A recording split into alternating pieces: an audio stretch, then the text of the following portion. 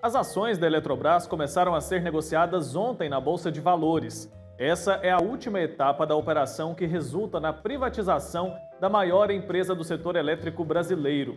Há quem seja a favor e existem também os contrários às privatizações de estatais. Para entender melhor como funciona esse processo, eu vou conversar agora com o Alessandro Paixão, que é advogado constitucionalista. Doutor, bom dia, seja muito bem-vindo ao nosso Santo Café. Bom dia, agradeço a confiança e participação. Muito bom recebê-lo, ainda mais para falar sobre um tema tão importante e que é de pouco conhecimento. Primeiro, eu queria que o senhor começasse explicando para a gente se já dá para prever qual o possível impacto dessa privatização para os consumidores. Deve haver algum impacto ou não? Deve haver algum impacto. O movimento de privatização, que tem maior força no Brasil a partir da década de 90, né, ele busca entregar a execução de determinadas tarefas e determinados serviços públicos para serem executados pela iniciativa privada.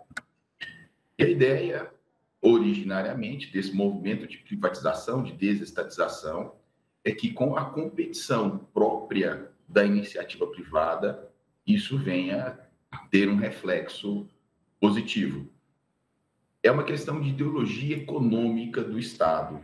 Né? O Estado brasileiro, em especial a partir da década de 90, em razão das micro-reformas constitucionais ocorridas, né, em especial no artigo 173, optou por essa ideologia econômica, né, dita pela doutrina como neoliberal, que é justamente essa busca de redução do Estado, de desestatização do Estado, entregando algumas atividades para a mão da iniciativa privada, para que a iniciativa privada venha executar. Certo. Vamos tentar colocar isso numa linguagem bem popular. Queria que o senhor explicasse para a gente como ocorre um processo de privatização de uma empresa tão grande quanto a Eletrobras. É como se pegassem essa empresa e dividissem ela em pequenos pedacinhos? É mais ou menos isso? Mais ou menos isso. Nós temos aí as ações, né? A Eletrobras é uma empresa nacional que nasceu na década de 60, em 1962. Enquanto empresa estatal, ela é na modalidade de sociedade de economia mista, né? Sociedade por ações, e justamente essas ações que estão sendo objeto de venda, né? De negociação. Está explicado. O governo deixa agora de ter 72% das ações e passa a ser dono de 45%. Como fica a participação do governo federal na tomada de decisões da empresa agora? Bom, vamos lá. Quando a gente fala em sociedade anônima, né, nós temos as ações que têm direito a voto e as ações que não têm direito a voto. Para a Eletrobras continuar como uma sociedade de economia mista, né, ou seja, uma empresa estatal, sociedade de economia mista, o governo federal tem que manter 50% mais uma das ações com direito a voto. E aí o governo federal se manteria como o controlador acionário. Nesse primeiro momento, a perspectiva é que isso ocorra, né? E, num segundo momento, é que a Eletrobras seria realmente entregue em sua totalidade, ou em sua maioria, para a mão da iniciativa privada. Está explicado, doutor. E o dinheiro arrecadado com a privatização de uma empresa como essa, ele deve ser usado de que maneira? Existe uma regra ou o governo tem autonomia para gastar esse valor como ele quiser? Em regra, esses valores devem ser gastos no setor, que ainda vai ficar na mão do Estado, né? Mas a lei de desestatização, que é do final da década de 90, de 1997, ela traçava, né, vários objetivos com o dinheiro arrecadado com as privatizações. Num primeiro momento, reduzir a dívida pública, né? Gastar com objetivos ou serviços essenciais, né? Então, o governo federal ele tem certa liberdade, mas, num primeiro momento, o gasto, né? O investimento desse dinheiro arrecadado deve estar voltado para atividades essenciais do Estado. E o brasileiro pode usar o FGTS para comprar ações. Existe alguma segurança para quem tomar essa decisão? Porque eu estava lendo um levantamento ontem que apontou que 80% das empresas que foram privatizadas nesse modelo aí recentemente, nos últimos anos, se não me engano, de 2017 para cá, elas estão com as ações no vermelho.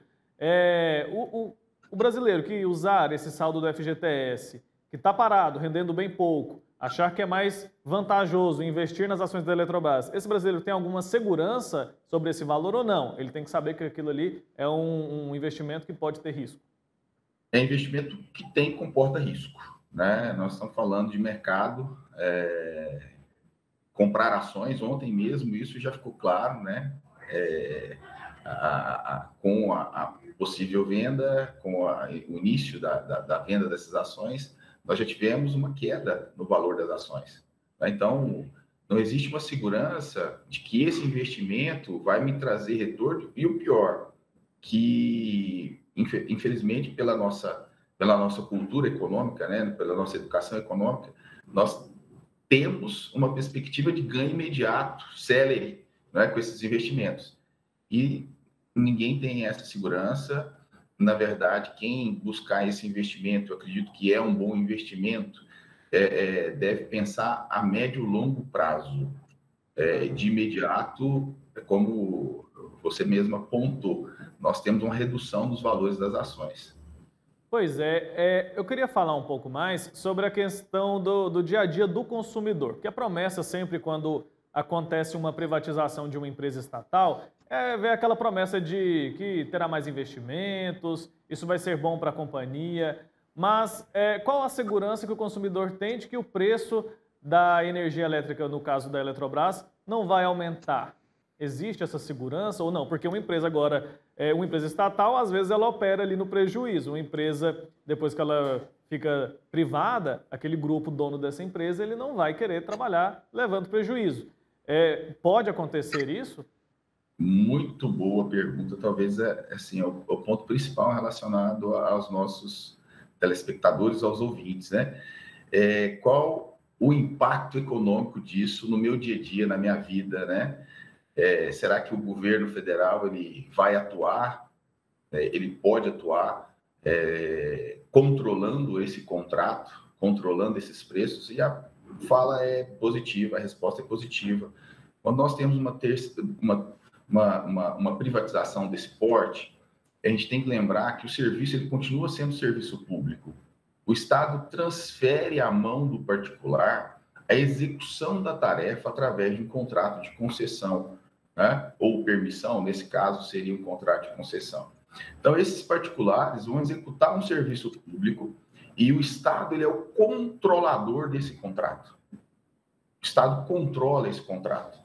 Então, as leis de desestatização, de concessão e permissão no Brasil, a Lei 8987/95, a Lei 11.079 de 2004, que é a Lei das Parcerias Público-Privadas, que fala sobre concessão também, sempre destaca isso, né? O controlador do contrato é o Estado. E para que ocorram reajustes, né, deve haver aprovação do Estado. Né? Não é simplesmente a concessionária falar, não vou alterar o valor da tarifa e algo, né, da vontade da concessionária. Não é assim que funciona. A tarifa ela passa pelo crivo da administração pública do Estado. Tá certo. Estamos em ano eleitoral, tudo acaba girando em torno disso. Muitos candidatos são contra privatizações. Eu quero saber se existe a possibilidade de recuo, de desfazer uma privatização, por exemplo, no caso de uma empresa como a Eletrobras. Acho que eu nunca vi isso acontecer. Queria saber se é possível. Perceba, é uma questão de ideologia econômica do Estado. O nosso Estado ele prevê no artigo 173 da Constituição Federal que a atividade econômica só deve ser desenvolvida pelo Estado em situações excepcionais. Quais são essas situações excepcionais?